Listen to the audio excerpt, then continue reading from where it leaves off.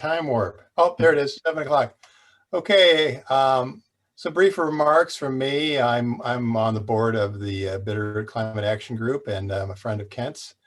And I thought it would be a really good idea to have him speak because I met Kent a couple of years ago.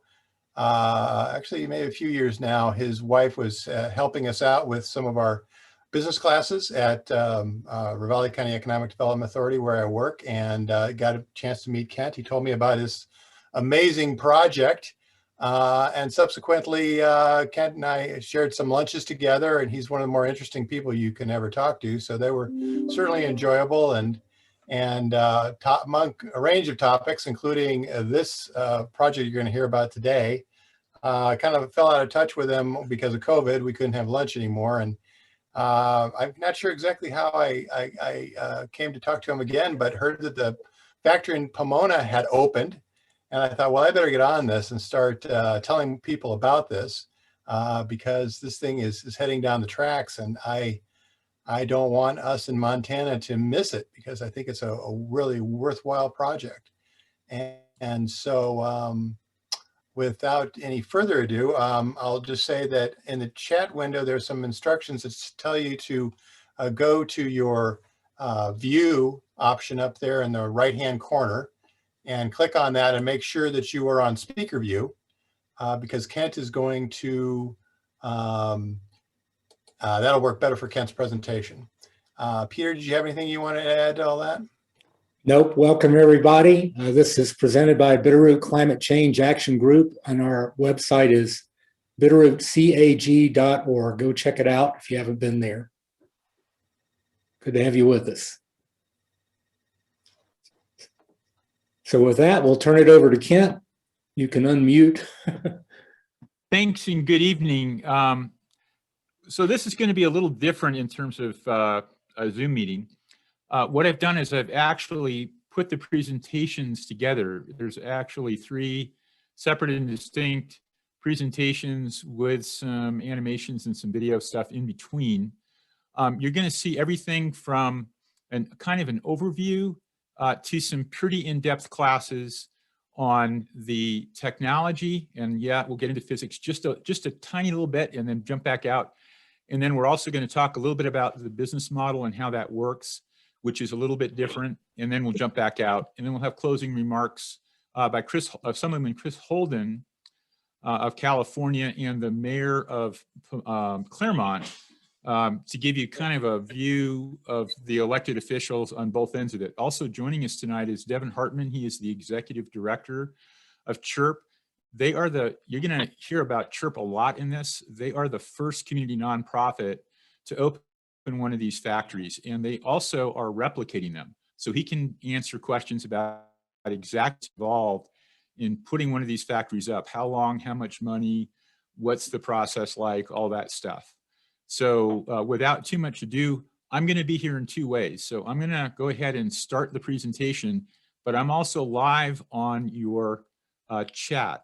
And so if you have questions during the presentation, we won't stop it, but you can ask them directly and I can type back. So you'll have 2 of me, the version of me from a few days ago as I put this together, and the version of me that's live. And then when we're done, I'll come back on live.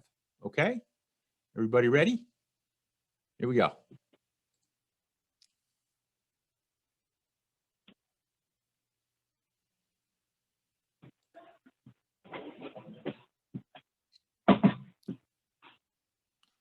So do you have sound, Patty?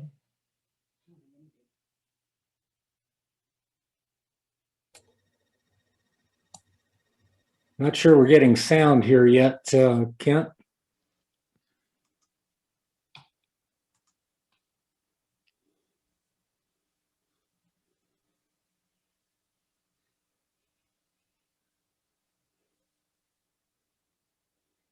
Hello and welcome to this talk on locally grown power. My name is Kent Kernahan. I'm managing member of idealPV, a proud Montana limited liability corporation. Locally grown power is about bringing middle-class manufacturing back to the U.S. in a permanent ethical way. The way that will allow us to engage big problems like climate change at scale. Locally grown power is really a different kind of factory. They are exclusively 501c3 public charity corporations whose first responsibility is to their chartered mission. This is how the U.S. does strategic priorities. We'll touch on that in a later section. These 501c3s, though, do a lot more than social outreach. They're armed with state-of-the-art technology protected by patents, and they make things. It is a U.S.-only initiative, and it provides a third way for American inventors that's not academia and not private equity. They are vertically integrated. This concentrates economic activity within their communities and provides the highest possible GDP multiplier and social impact. They train at least one external team per year. This actually creates exponential growth through workforce development, something that nonprofits typically do.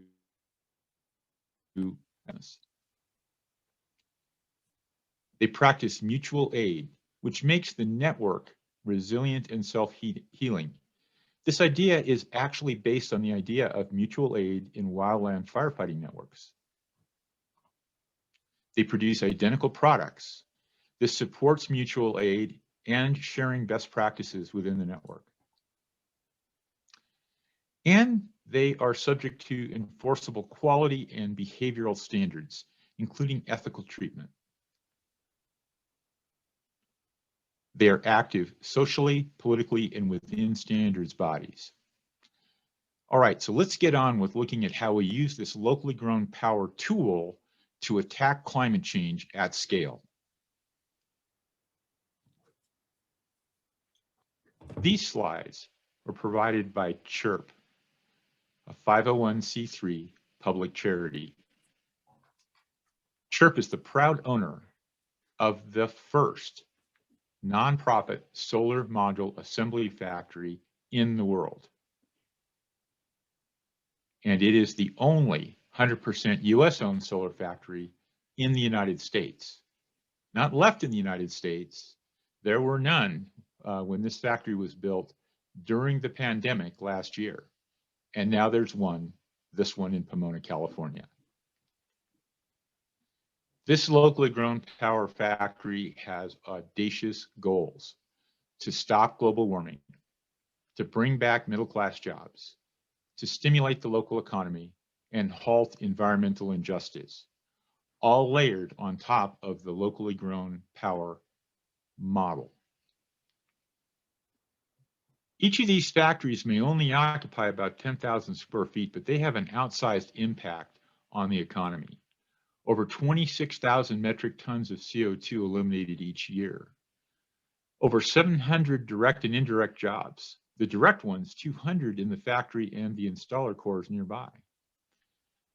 A $147 million expansion to the local economy, taking 6,000 low and moderate income homes to carbon neutrality and energy independence, while freeing up 6.5 million in DPI back to those families to spend in their local community.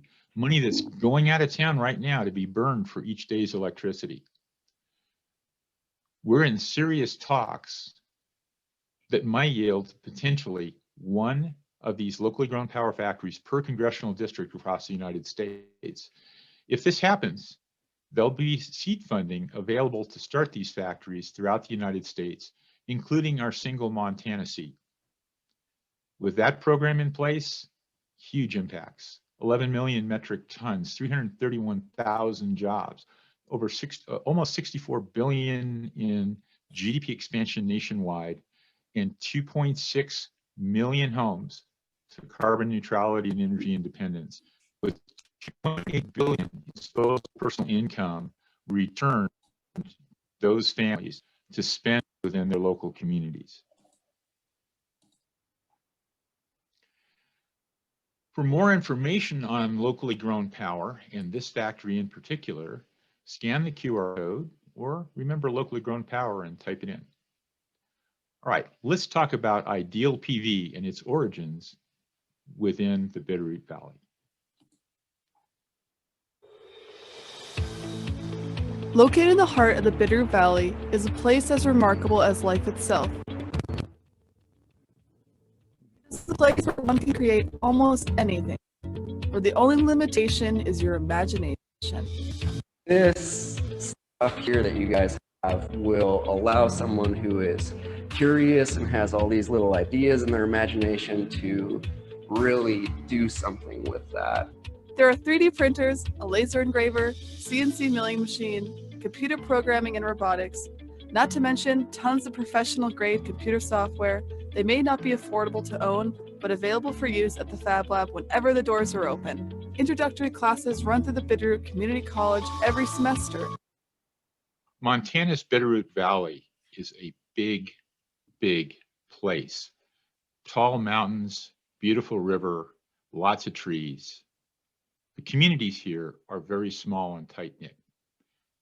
Hamilton, Montana, where the Bitterroot College is a population of just over 6,000 people. Yet it has tip-of-the-spear technology.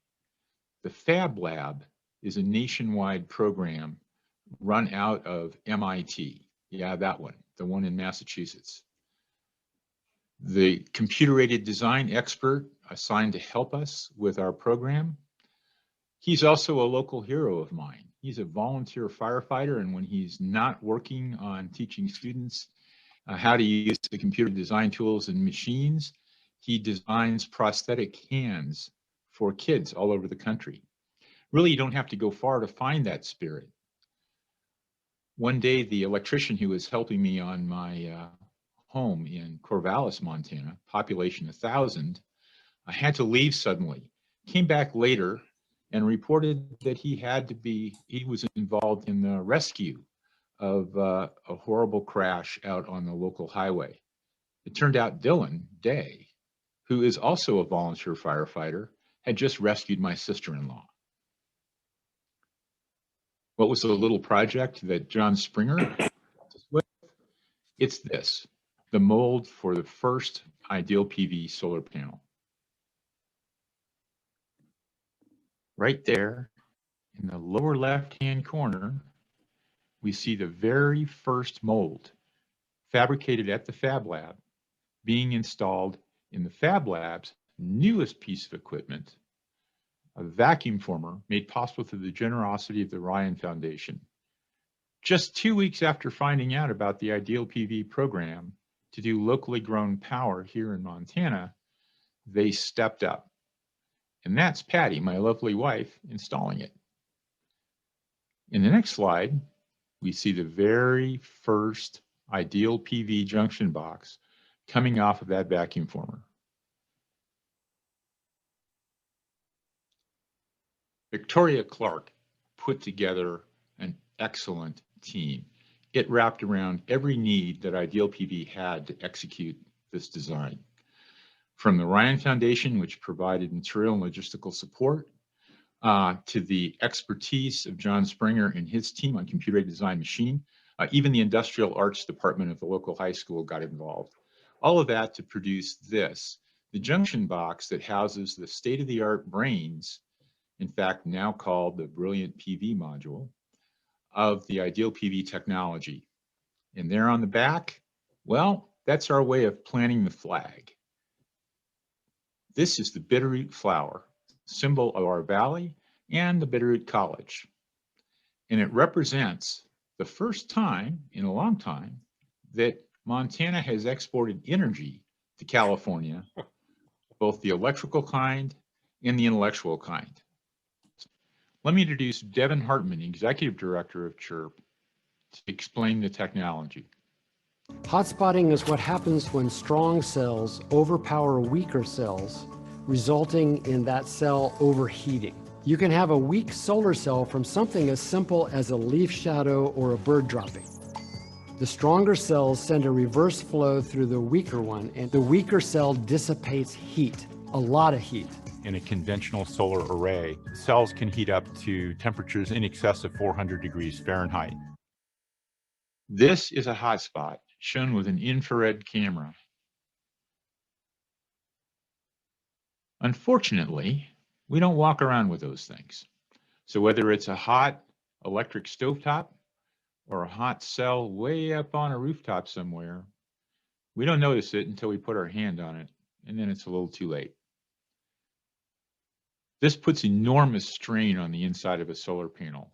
Year after year, day after day, sometimes multiple times a day, these cells cycle through these extreme temperature excursions, and it actually literally buckles the interconnects between the cells, rips solder joints off. I tried to come up with a gentle metaphor for it, but really, this is pretty much the same thing as crashing a car with an airbag. Doesn't always hurt the people inside, but does a lot of damage day on day.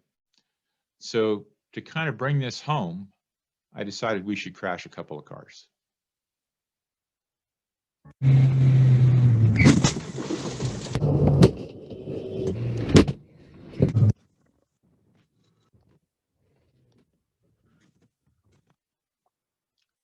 With airbag systems, we use a G sensor to detect when the collision has already occurred.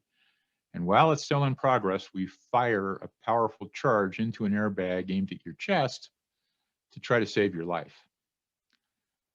Okay, that's certainly way better than the old.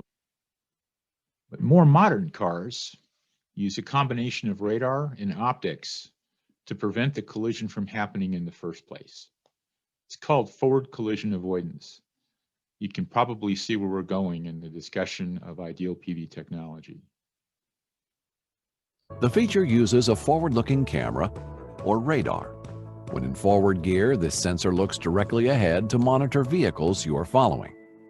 When a vehicle is detected ahead, a green icon is displayed.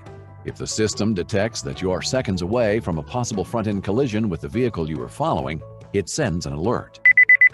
If you don't respond quickly, or if the situation happens suddenly, the automatic emergency braking feature will enhance your hard braking or automatically apply hard emergency braking for you. Just before a solar cell enters into a hotspot, it emits a signal of distress. Our technology looks for this signal and redirects current throughout the entire panel to prevent any cell from overheating. It's a new kind of control technology that prevents reverse bias in solar cells. It completely takes the heat out of solar. Once we don't have to worry about hotspots, it allows us to use parts of roofs that would, in a city like Kernahan, that has been strained to the amount of rooftop available for current solar technology. We can now more than double the amount of rooftop for solar power. It allows us to address the lower 70% of the population of households that are currently not being addressed in the solar industry because they can't afford it. We created a head-on test at Harvey Mudd College to see what the production of the idealPV panels are in comparison to the production of a conventional array of solar panels. It looks like the idealPV's method of detecting hotspots and then avoiding them is really fairly straightforward and extremely effective. Okay, no more car crashes, I promise. Let's think about this in terms of what happens to a legacy solar panel. The way a legacy solar panel works is it uses this device, a bypass diode, to detect that reverse bias has already occurred and attempt to protect the cell and the solar panel from the worst damage. This is really what's going on in your car. Instead of a bypass diode, we have a deceleration sensor. It senses the car's impact with an object and then deploys protective devices in an attempt to protect you. The car, of course, has already experienced the problem. If we're lucky, you walk away this time. idealPVs are based on a completely different idea. They're based on anticipation and avoiding a problem. In idealPVs, we use the FOZHS controller to read a mathematical signal from the solar cell and prevent the problem of reverse bias from occurring in the first place. It's really like forward collision avoidance in a car, except the car uses radar and optics to see a signal that we're coming up too close to an object. But before we ever get a chance to come into contact with it, the system actually slows the car down, preventing the problem from ever occurring. Well, now we're going to go to school on idealPV's forward-only zero hotspot technology.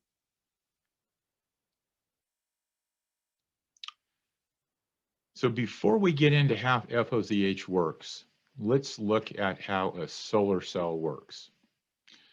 If we look at a standard data sheet for a solar panel, we're going to see a curve that looks something like this. This curve is called the voltage current curve. We see the voltage increasing here to the right, and we see the current increasing up. Now, if we look at this side of the curve, this is the side that is so-called forward biased. We look at this side of the curve, this is the side that's called reverse biased. Now let's look at this in more detail. When we're in this forward region, the solar cell is actually converting power. The solar cell obeys the first law of thermodynamics, which states that energy can neither be created nor destroyed, only moved from one place to another. Well, in this case, we have the sun's energy showing up at the surface of the solar cell, and some of it is being converted to useful energy and taken away from the solar cell someplace else. If it's not on the solar cell, then the solar cell doesn't have it to generate any heat, and the solar cell will become cooler. This causes one of the great paradoxes of solar, which is that as you remove power from a solar panel, the solar panel actually becomes cooler. This is very different than most other things that we come into contact on Earth, which are really kinds of engines. And engines tend to get hotter when they produce energy. But solar cells do exactly the opposite for this very good reason. They're taking power away from their surface, and therefore they cool. However, if we were to operate this solar cell over here at negative voltage, notice the current is still positive, and power is voltage times current. That's going to be a negative number. What that's telling us is that this solar cell has moved from being a power converter to a power dissipator. It is now literally a heating element when we operate it on this side. And this is the origin of the hotspot. Now we'll get into sort of analyzing this curve to see if we can get any clues about how we can prevent this from happening. Well, it has a slope. If we divide changes in current, that is this axis here, changes in current by changes in voltage, then we get this slope called dynamic conductance. Important thing about this slope is that the farther we tend to go to the left, to these lower and lower voltages and even negative voltages, the flatter and flatter the curve gets.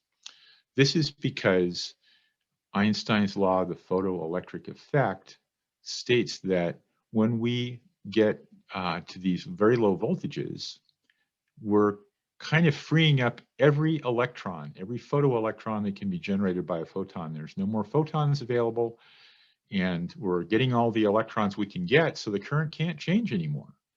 And if the current can't change anymore, then the slope flattens out.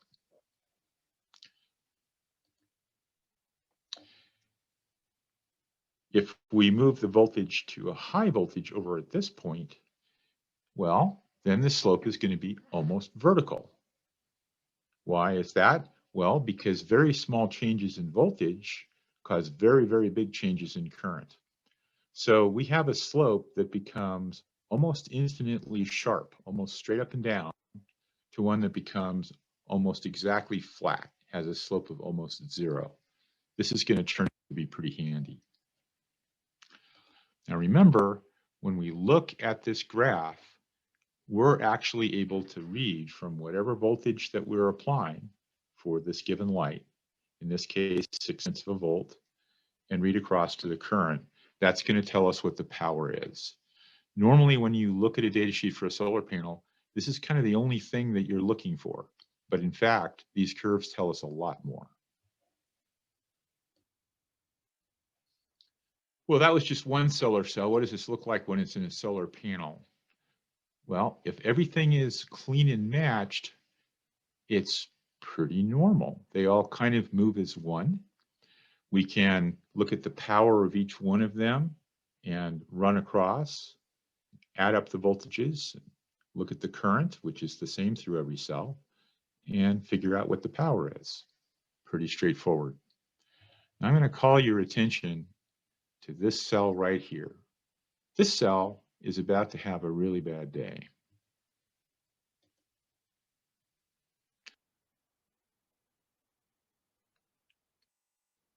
When we apply shading, an important thing happens. Remember, this cell was just operating at 0.6 volts over here, and now it shifted to 0.1 volts. Why did that happen? Well, we didn't allow the current to change. And because we didn't allow the current to change, but it couldn't make that much power anymore, the only alternative it has to express itself is to fall to this lower voltage so that it can match the current for all the other cells. But you can see it's on the precipice of disaster. In fact, if it gets even a little bit more negative, and you can see how easy that would be, we're going to be involved in generating heat and a hot spot. We don't want that to happen. In fact, that's really the subject of this talk today. You want to anticipate and prevent reverse bias. If we anticipate and prevent reverse bias, hot spots cannot happen. If we prevent the thing that allows a hot spot to happen, then that thing can't, the hot spot can no longer happen. So we're literally changing the conditions so that the thing we're trying to avoid is impossible. Let's look at it again now with that new light. So here we are again with everything matched and wonderful.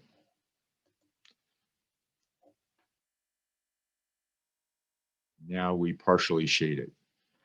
See that current, that voltage move back towards negative voltage? Would we have been able to detect this and do something about it? Well, the answer is yes.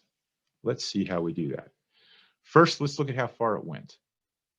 So in this case, the thing moved 6.06 amps. So the current wasn't very much, changing wasn't very much. But the voltage, well, that was a big deal. It almost lost all of its forward voltage. Remember, this thing was only 0.6 volts, and it lost half a volt there. And we're going to see that on the outside. We're going to see that change in voltage of about 0.6 volts. If we look at the dynamic conductance of this solar panel, this array of solar cells, we see that the dynamic conductance, the change in current divided by the change in voltage, is about 1 Siemens. Siemens is the unit of conductance.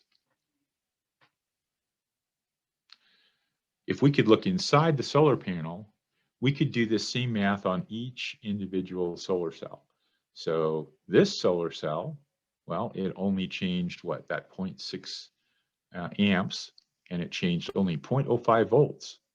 In other words, the current went down just a little tiny bit, and the voltage changed just a little tiny bit. So this solar cell is 12 Siemens. Next solar cell, the same. The next solar cell, big difference. Again, if we could look inside, we would see that that change in voltage, that large change in voltage, actually results in a very small dynamic conductance, only 1.2 Siemens, 10 times lower than the other cells. Now, how do we add up Siemens. Siemens actually happen in a rather different way, in that mathematics of how we add up Siemens is what's going to allow us to detect this cell.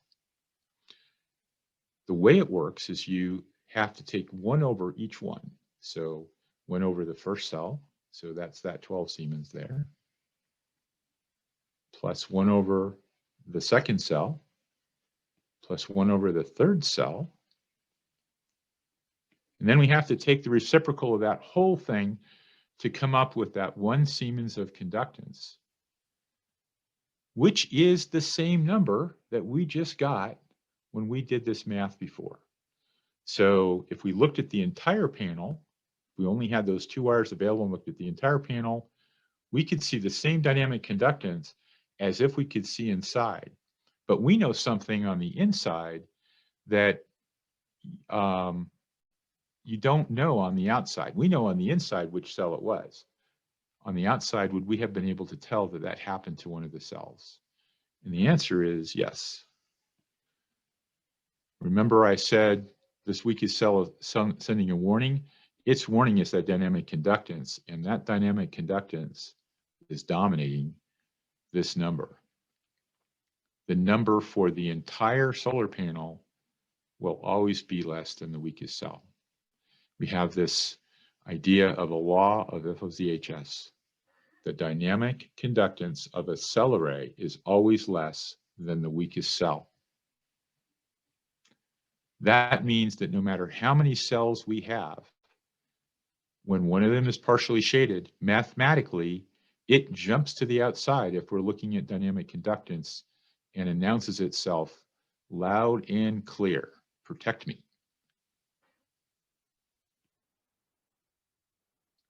In the real world, things are a lot easier than in the graph that I just showed you. First of all, dynamic conductance shifts with change in light are hundreds of times stronger than this example. The cells are very, very high quality. The slope is very sharp. That is, it ends up being really exquisitely close to being completely flat, 0, as we partially shade a cell and as that cell approaches reverse bias. It's also very difficult to detect any power loss, even for the first 10% of shading. And the reason for that is that the cells which are not partially shaded, that are in full sun, will actually increase in voltage slightly to compensate for the lower current of the partially shaded cell. So that means that the first part of the partial shading is no big deal. And in fact, in experiments in the field, what we find is that the power that we give up using this technique is actually less than the old bypass diode technique that creates all that heat by basically sacrificing some of the cells to dissipate power to try to protect the current of other cells. This is kind of a big deal because it really means that not only do we protect the cells that are partially shaded, we also increase the amount of power. And dynamic conductance is continuously measured over tiny points on the IV curve. In fact, we measure the dynamic conductance so fast that we can see small fluctuations in the atmosphere in addition to wind blowing past the panel and leaves rustling on a tree and of course branches blowing in the wind. So because we can adjust it so fast and with such a tiny amount of change, really you see this entire process of protecting the weakest cell and finding the maximum power as being nearly an instantaneous process. So here's what we learned. FOZHS prevents reverse bias from occurring by anticipating what's going to cause a hotspot and preventing that thing, reverse bias, from happening. The hotspot itself can never occur. We also learned that even a single weak cell will mathematically dominate all the other cells because of the way that dynamic conductance is expressed. The dynamic conductance of a cell approaches zero well before the voltage of the cell can approach zero, let alone reverse. So this gives us an early warning signal that allows us to anticipate the onset of reverse bias, prevent that from occurring, and prevent the hot spot from ever forming.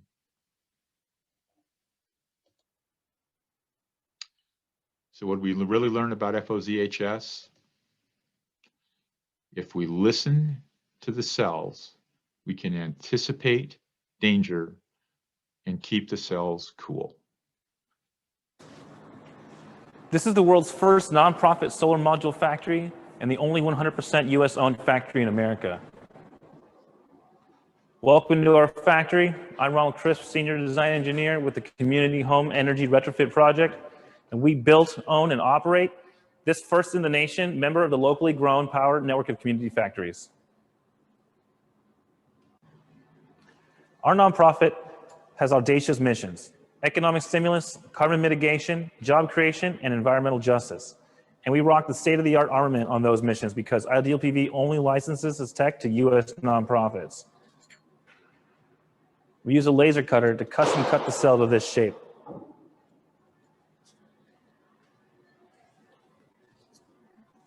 Then we wired it up to 6 identical strings like this one. And see these wires? We could lose 3 of them and still function correctly. Then we tie it all together to make the world's lowest loss solar module, the only one that eliminates hotspots. The brilliant PV brains in this module do a lot of things at the same time. It processes sunlight in a new way to yield more energy, safety features so that there aren't even tests for them yet, and it even gives the solar module the ability to act enough like an ordinary solar panel to work with ordinary solar inverter while making the inverter itself perform better. Nothing like it in the world. Covered by 2 patents, built right here in Pomona, California, in our US-owned nonprofit factory. Well, back to school again.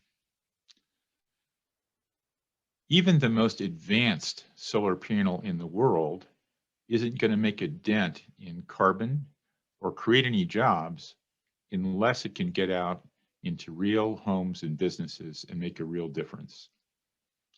In this section, we'll talk about one business model for doing just that.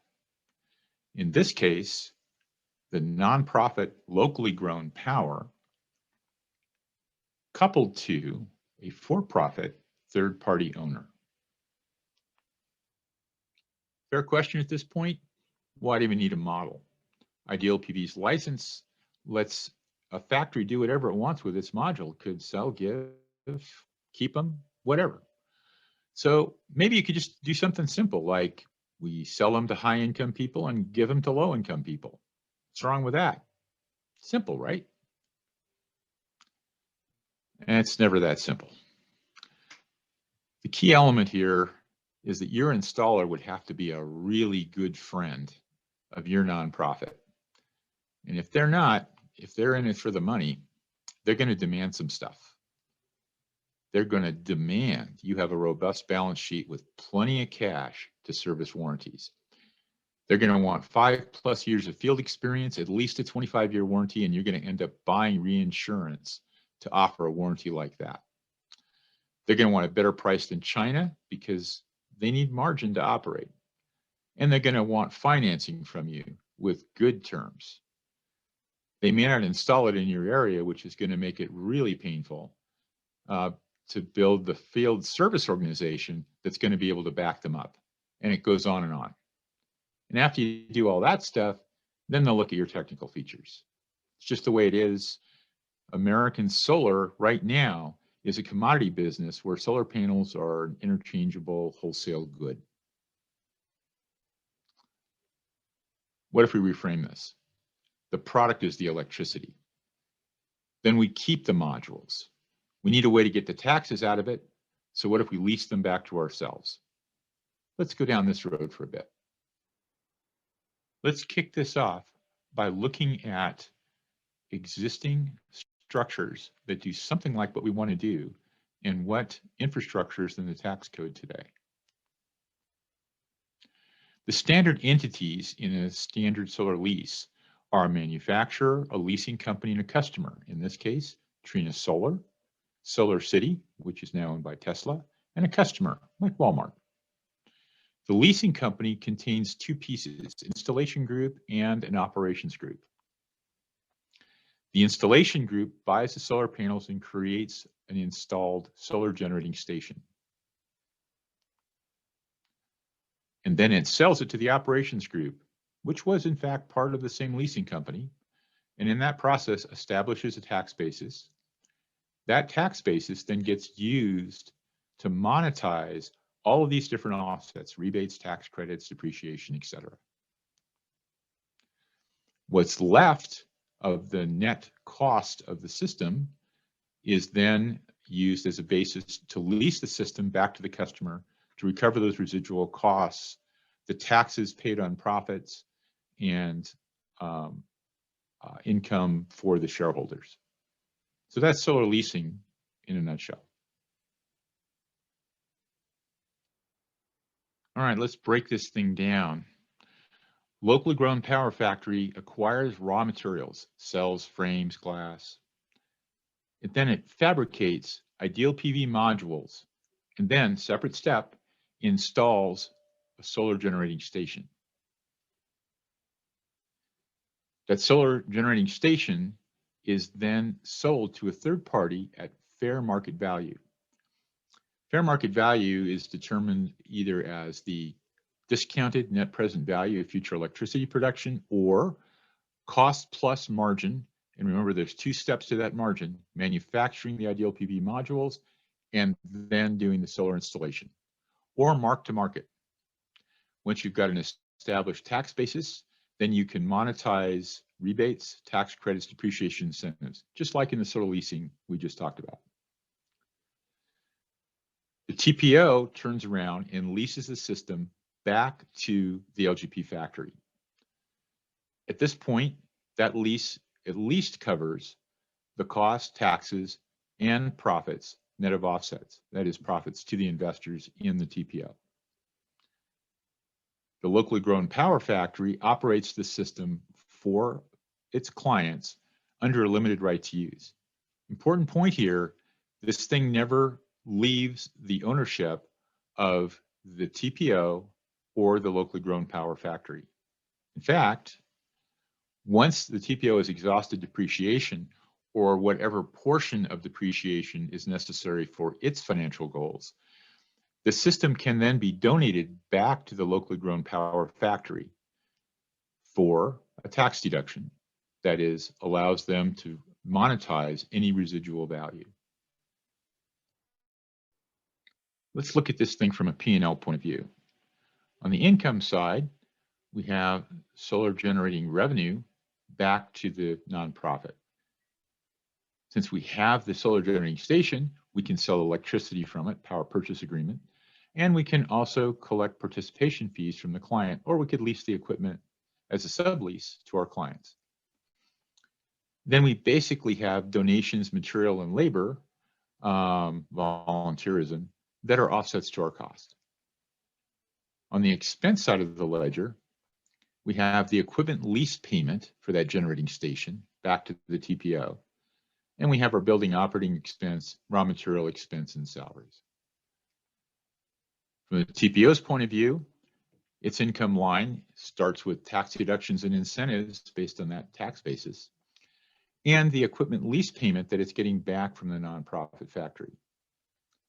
On the expense side, it has to purchase the station in the first place, done in one of those three ways or another way, and pays commissions to its investors, and of course it has to pay taxes. So if we look at this in kind of a cross-coupled way, then what's an expense for the TPO is income, that purchase price for the system, to the nonprofit. And what's an expense for the nonprofit, that lease payment, is income back to the TPO, neatly hooked together. All right, let's look at the component parts of this thing.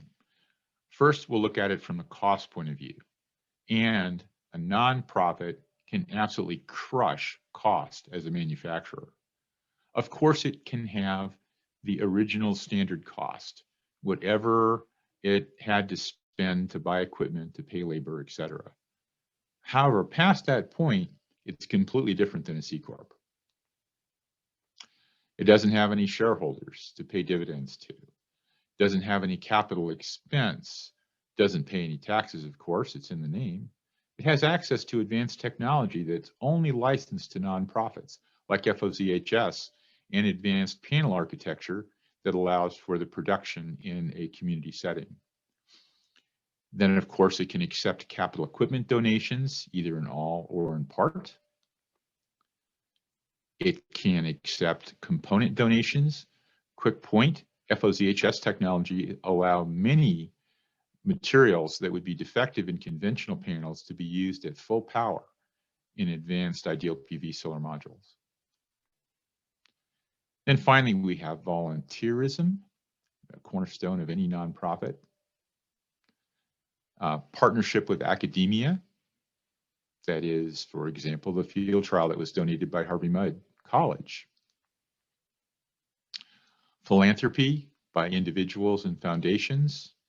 And then finally, government grants. All of this stuff put together can in fact drive the cost negative. That is, you can exploit so many of these opportunities that you actually take in more in cost offsets than the actual cost to produce the product. Third-party owners, well, they're standard for-profit organizations. A standard for-profit organization obviously has this price, but it's long-lasting capital equipment and it's solar. Therefore, there are rebates, accelerated depreciation, financial federal investment tax credits, and on and on and on. In fact, even things that are futuristic in some states are present in others, like cap and trade credits and feed-in tariffs. In the end, after we've taken advantage of all of these features of the for-profit TPO, what's left is the residual lease to be paid back by the nonprofit. Let's take a look at this from a margin point of view. The two parts of the margin are the price paid and the cost. Here we're showing a large price paid and a factory that's very good at controlling costs, so they actually produce a negative cost. The difference here is the gross margin. The TPO will have some unrecoverable costs that have to come out of the lease. Take that off of the gross margin, we have a net margin. Now, what we can do is to go from a case where all of the margin goes to the nonprofit, efficient as that may be, because it doesn't pay tax on that margin, by increasing the payment made from the factory to the TPO. Net margin is actually moved from the nonprofit to the TPO to provide incentives for its for-profit oriented investors. Key element here is that all of this is controllable locally. And we've got a fine set of knobs to choose in both the for-profit side and the nonprofit side. In fact, we have a lot of options. Let me just highlight one key point here. Of course, we're going to try to minimize cost and maximize incentive utilization. The idealPV license agreement that is part of operation of a locally grown power factory actually redistributes technology amongst all of the factories. So as new technologies are invented to make better and better versions of idealPV solar modules, it's available to everybody. This effectively distributes the R&D expenses incurred by idealPV. The benefits are distributed to all of the locally grown power network.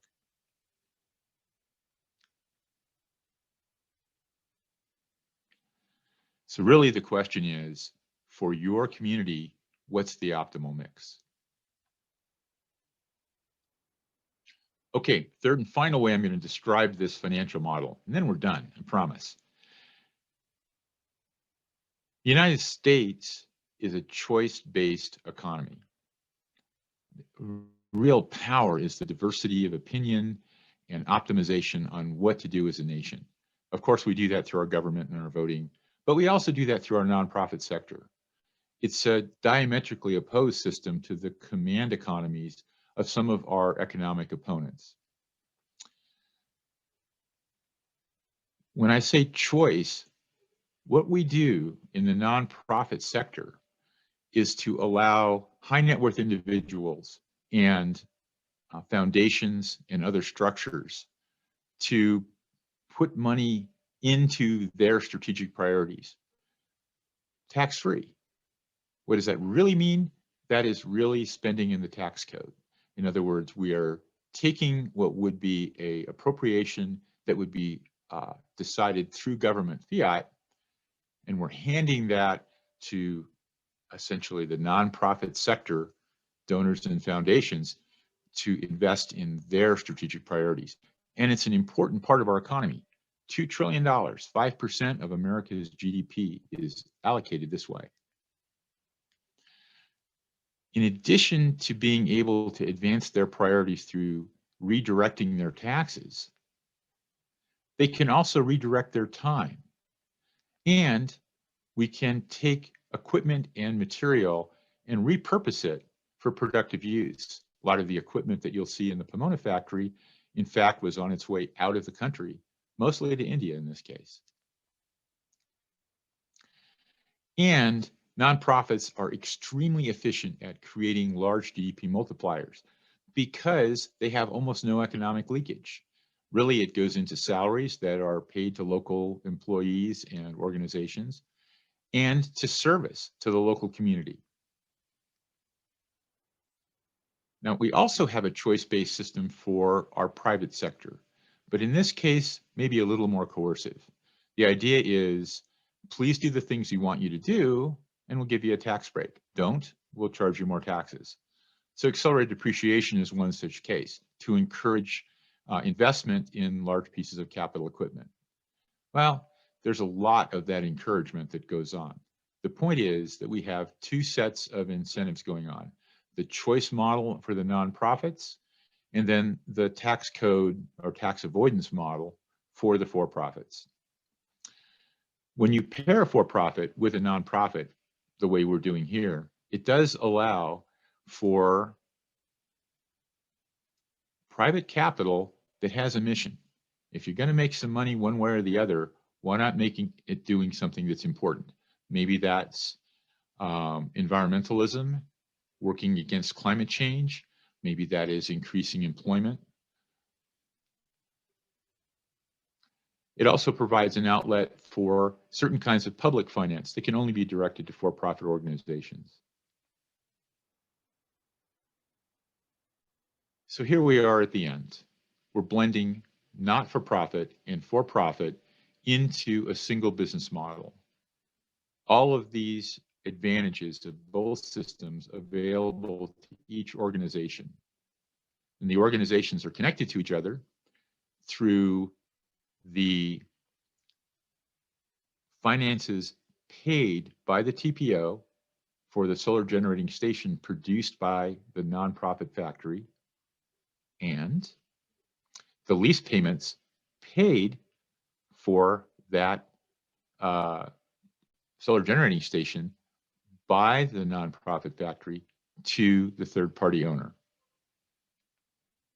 So here we've blended in an optimal way personal choice on the nonprofit side and corporate incentives to produce a massive strategic result. Thanks much. Now let's hear from Chris Holden. And so I'm here today in a warehouse where solar panels are being created, locally grown, here in Pomona and Claremont.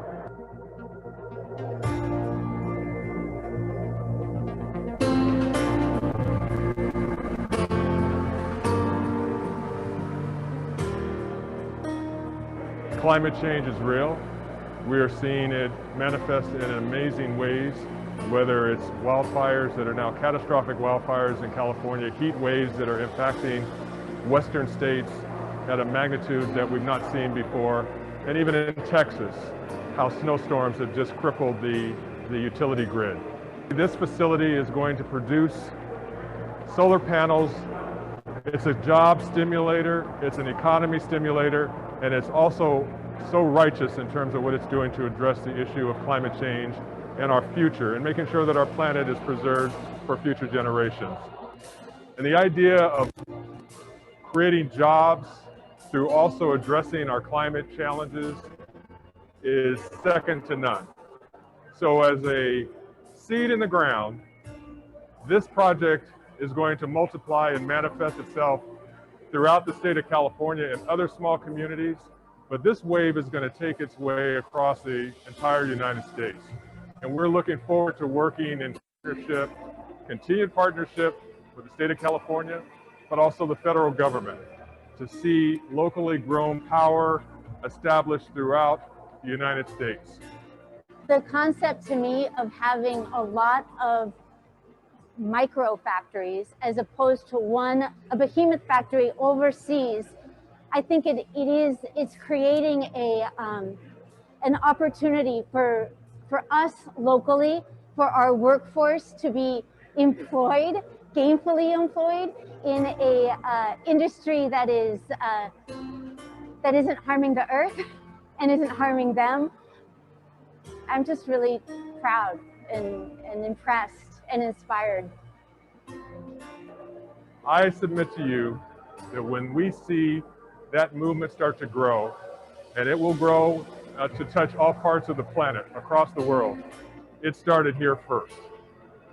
Here in Pomona, California, in collaboration with the city of Claremont and nonprofit organizations that come together to make our planet realize the fullest of its potential in cleaning the air, but also creating jobs and sustainability as we move forward. Hello and welcome.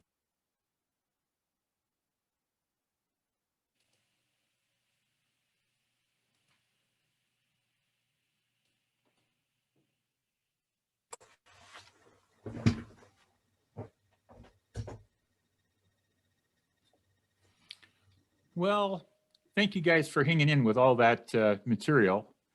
I know that's a lot to absorb in one sitting. You've seen it all once, and the chat starts with links to go ahead and get that off of YouTube, and then you can go pick the spots that you'd like to see more of. Joining you this evening is Devin Hartman. He's the executive director of CHIRP. That's his factory that you just saw. And I think he can give you a couple of remarks from his perspective, and then we can open it up for questions. Good evening, everybody. Super excited to be with you tonight. We are excited. We'd like to invite you to our virtual grand opening next Tuesday night at 5 o'clock Pacific time. It's just a quick hour and a half. We're going to have about 20 different speakers, lots of elected officials. We'll be having some live presentations from inside the factory, as well as people joining us from all over the state and around the country. So yeah, we've been working on this now for 6.5 years, and we've been prototyping all of our processes and procedures to be able to replicate factory build-outs across the country. We're already right now in conversation with about 8 other cities around the country. We're super happy to be talking with a city in West Virginia, in coal country. We're talking with a group in Detroit so that we can go back in to where Ford started his first assembly lines. And we're talking with disadvantaged communities all over California as well. So we're excited because we think this is a way to create what we call hyper-local jobs. In other words, bring the jobs to the people where they need them the most, where they could walk or bicycle to work, and put them in communities that really need to be rebuilt from the ground up. We're looking for energy independence for these cities. We're looking to create economic expansion and a clean, exciting working environment. As you could tell, we're really proud of the beautiful factory. We've got artwork everywhere, and you'll see a lot more of that when we present out on Tuesday night. So I'm just happy to be with you all here. I'm always available for questions or conversations with you into the future as you discuss this opportunity for Montana. I'm super excited to be able to talk about going to Montana.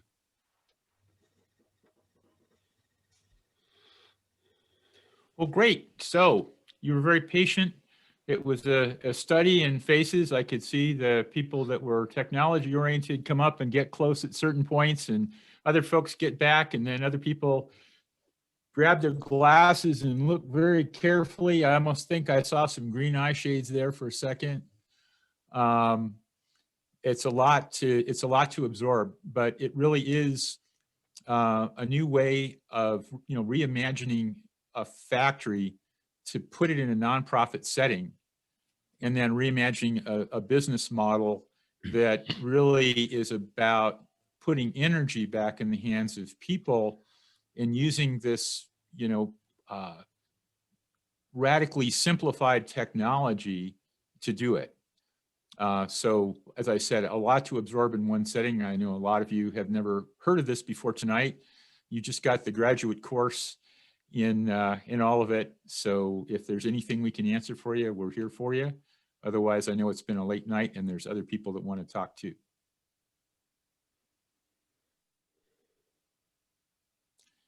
And Peter, I suppose you have the control over the master mute, so they can unmute themselves, right? Yeah, they should be able to unmute themselves. Kent, this is a brilliant idea to take a public good like energy and put it where it should be in the nonprofit sector. What would it take to start a factory, say here in the Bitterroot or in Missoula, in terms of upfront capital and so forth, would you estimate?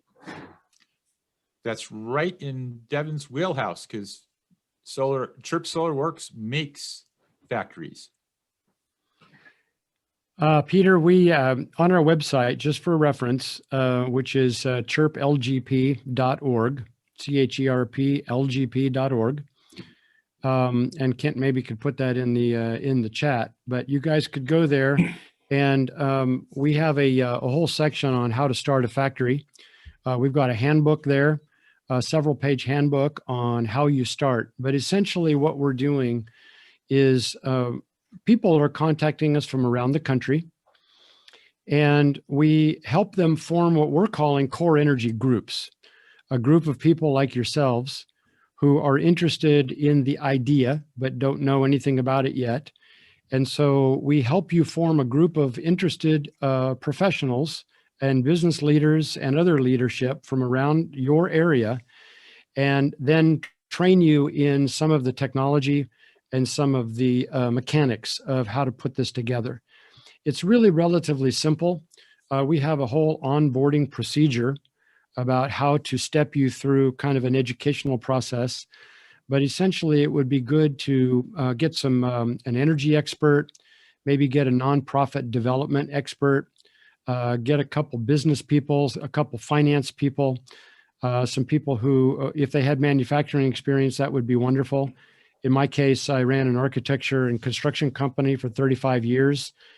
So making a solar panel with 10 parts seems relatively simple to me, from building buildings with hundreds of thousands of parts and hundreds of people outdoors in the weather. So this has been certainly a learning curve for me, but also seems really doable. So basically, the mechanics are simple. We're looking for somewhere between 10 and 12,000 square feet, depending on how many panels a year you'd like to produce. And we can talk about all that. So we can fit into existing buildings. It's oftentimes surprising to people that we can do something in such small space. The factory that you see there this evening in the video is actually going to be able to produce 15 megawatts of power every year, which is equivalent of about 50,000 solar panels out of about 6,000 square feet. So we'd like to help the next factories add a couple lines of manufacturing technologies. And that's why we're saying 10,000 to 12,000 square feet, which is not a lot. Many cities have that kind of facility sitting unused at this point. The cost to open a factory is somewhere between $3 and $5 million for total startup, purchase of all materials, hiring people, and getting UL approval for your panel.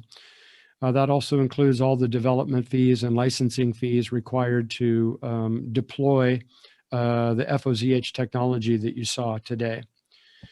We have been working with Harvey Mudd College here. It's an engineering school in Claremont, where I live. It was voted last year as the #1 undergraduate engineering school in the country. It's always in competition with Caltech and MIT for that cred. But nevertheless, it's a highly regarded institution around engineering and physics. And I've been working with the physicists and engineers at Harvey Mudd for the last 3 years to vet this technology, because I came to this as a novice, as many of you might be.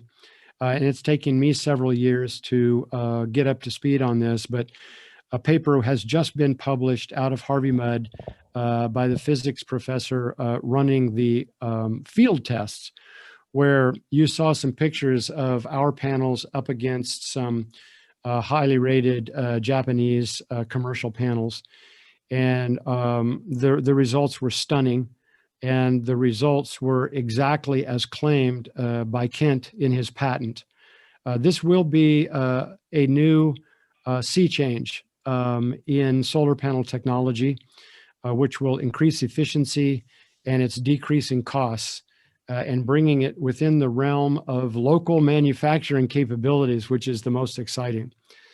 So yeah, I think the hard part is probably the believability, getting the group together and really kind of understanding what's possible, what the opportunities are, and then really committing to doing it, getting the political will. And after that, I think raising the money, I mean, even $5 million to start an entire solar factory that could take your valley to net zero energy is an extremely inexpensive way to bring jobs and renewable energy and middle-class manufacturing jobs to a community. Is that helpful, Peter? A little It's bit, just kind of the broad strokes. Yeah, it is. Thank you very much. So we're going to need John Schneeberger and who else for that team?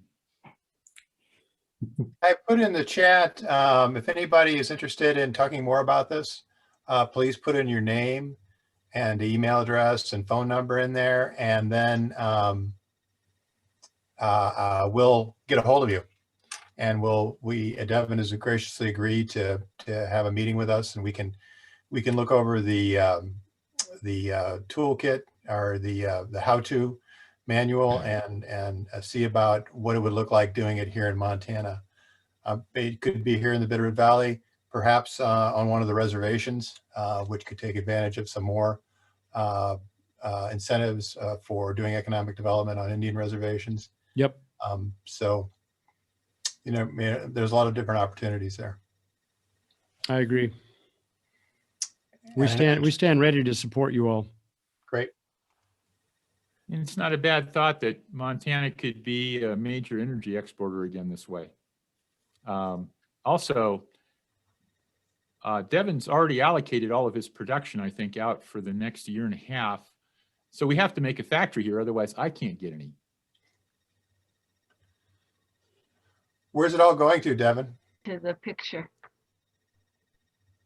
We are right now, we're in discussion with a city in Northern California who are putting up a microgrid to support their city. So we're talking with them about supplying panels for that microgrid and also helping them create a factory for panels on an ongoing basis for them up there. We think it's just exciting, this idea of microfactories that can be distributed massively parallel and in cooperation with each other around the country. I really am very excited about the business model. Being able to pair nonprofit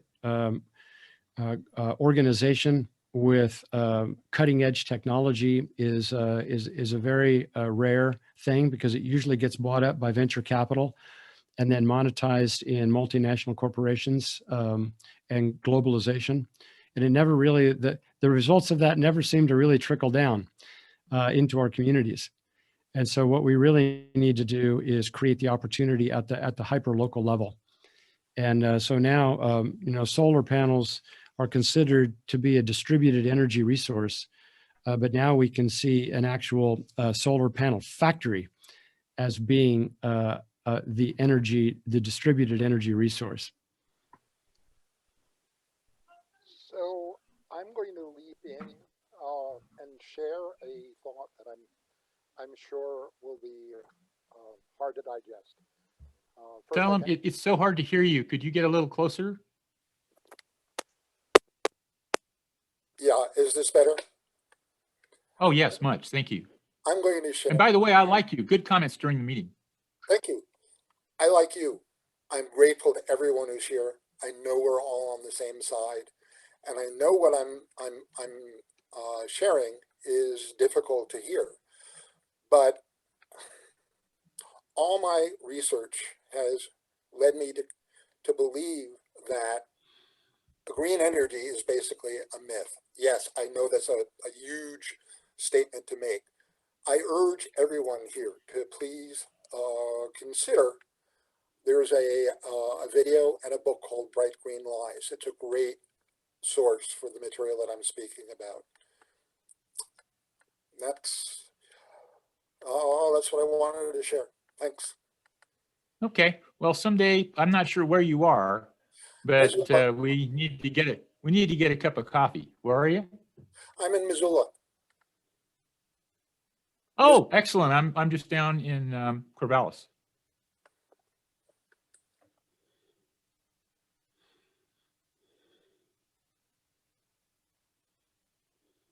All right. Well, I'm not hearing any more. Hopefully it's mostly stunned silence and not, okay, let's get going. So I know you've got more of a program, and of course I'll be around. So you've got, did everybody get the first part of the chat with the links in my email address? Do you need that stuff again?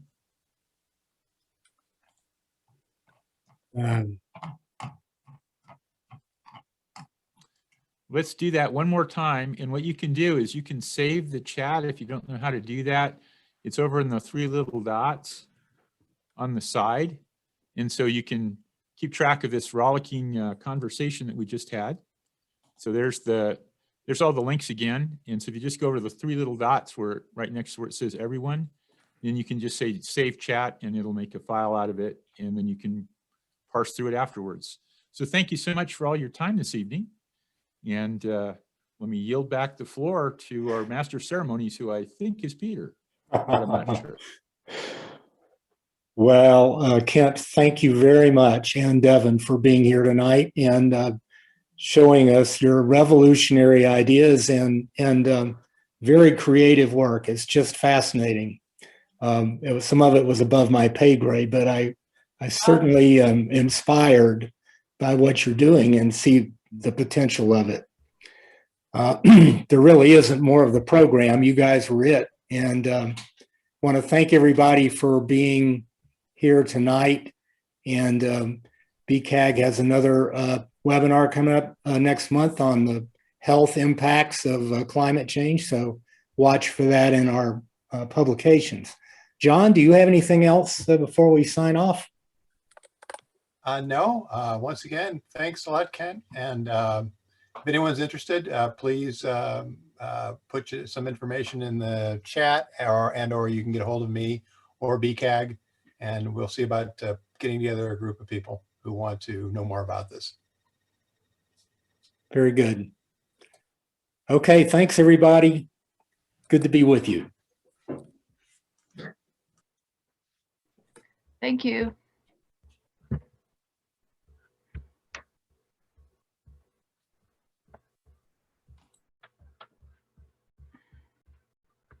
Oh, come on.